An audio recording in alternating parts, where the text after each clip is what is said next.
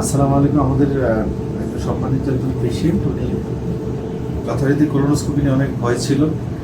তার যে ভয় ছিল, ওনার হাজবেন্ড, ওনার আত্মীয় স্বজন যারা আছে তারা বেশি ভয় দেখাইছে যে কোলোনোস্কোপি করিস না, কোলোনোস্কোপি করলে কিন্তু কোলন ফুটা হয়ে যায়, অ্যানেস্থেসিয়া দিয়ে করে, মাংস উঠায় নিয়ে আসে, সনাতন পদ্ধতিতে করে।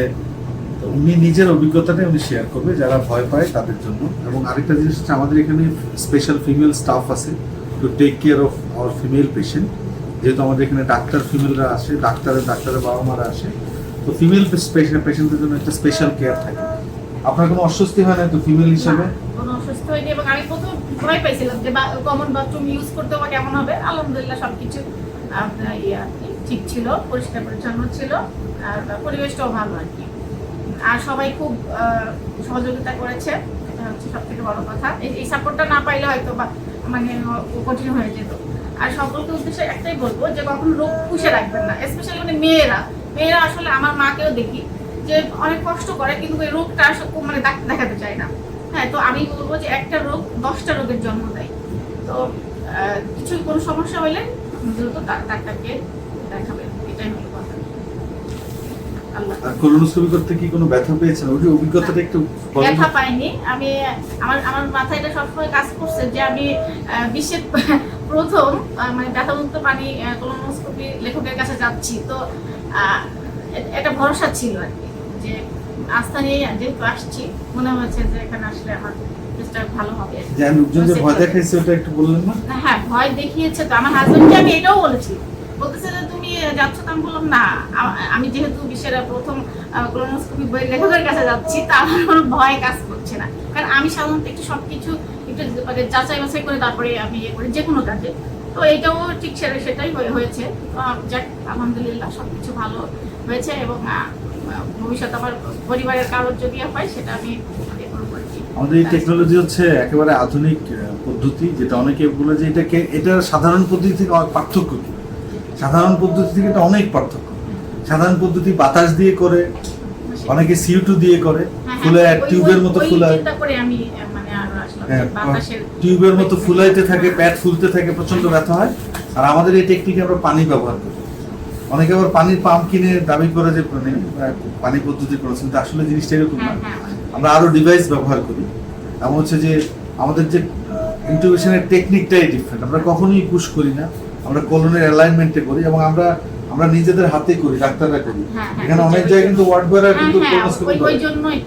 যে অনেক জায়গায় 30-32 বছর ধরে কোলোনোস্কোপি করতেছে, কিন্তু ওয়ার্ড বয়রা করতেছে। পরে যখন করে তখন তো আমি বুঝতে পারবো না যে আমার কি হচ্ছে। আমি দেখতে পারলাম সবকিছু সুন্দর মতো। ওটাতে হচ্ছে যে ছিদ্র হওয়ার সম্ভাবনা অনেক বেশি, কোনো ছিদ্র হয়ে যায়, ইনজুরি হয়, যেখানে হচ্ছে যে অ্যাসিস্ট্যান্টরা করে ঢুকায়। আর আরেকটা জিনিস হচ্ছে যে এখানে তো অ্যানেস্থেসিয়া দিয়ে তো আপনি ছিদ্র করলেও আপনি টের পাবেন না। আর আপনি নিজে দেখতেছেন যে স্যার এটা কি, এটা কি, ব্যথা পাইলে বলতেও পারছি যে আপনি বলতেছেন এটা ছোট কালো একটা কালো একটা এই খাদ্যের একটা কণা ছিল, এটা কিন্তু আমি পানি দিয়ে সাথে সাক আউট করে ফেলছি। তারপর আমি ওই জায়গাটা আবার চেক করে আসছি। এটা কিন্তু ইম্পসিবল ইন দা সনাতন পদ্ধতিতে, সেটাই পুরানো যে পদ্ধতি অনেকেই আধুনিক পদ্ধতিতে শুরু করছে। এই ভয়টা তো আমার অনেক বছর, মানে প্রায় 3-4 বছর আমি যখন ভিডিও দেখা শুরু করলাম, তো তখন এটা আমার ভয় লাগতো যে এটা কেমন পদ্ধতি। তো যাক, আলহামদুলিল্লাহ এত বছরের ভয়টা কেটে গিয়েছে। এটাই আমি মানে ভালো দেখতে পারলাম, এটা একটা শান্তি কাজ করতেছে। আমি খুবই অশান্তির মধ্যে ছিলাম। আরেকটা জিনিস হচ্ছে, এখানে পানির নিচে অনেক বেশি দেখা যায়, রেজুলেশনটা অনেক বেশি। এখানে পলিপ, তারপর আলসার, ক্যান্সার, এগুলা কোনোভাবেই ঢুকায় থাকতে পারে না। এটা খুবই গুরুত্বপূর্ণ একটা জিনিস যে আমরা কোলোনোস্কোপি করার উদ্দেশ্য হচ্ছে পলিপ শনাক্ত করা, কারণ পলিপ থেকে ক্যান্সার হয়। ক্যান্সার কাটলেই পলিপ যদি কেটে দেয় তাহলে এটার ক্যান্সার হতে পারে। এক দুই হচ্ছে যে আলসার, ইরোশন, অনেক সময় দেখা যায় স্ট্রাকচার হয়। তারপর হচ্ছে যে এই জিনিসগুলা ক্যান্সার হয়ে যায়, তখন ওখান থেকে কিন্তু ক্যান্সার ধরার জন্য আমার মাংস নেই, তো এটা আগে দেখা যায় সবচেয়ে বেশি। আমি যেটা দেখবো এটা না ধরা পড়বে।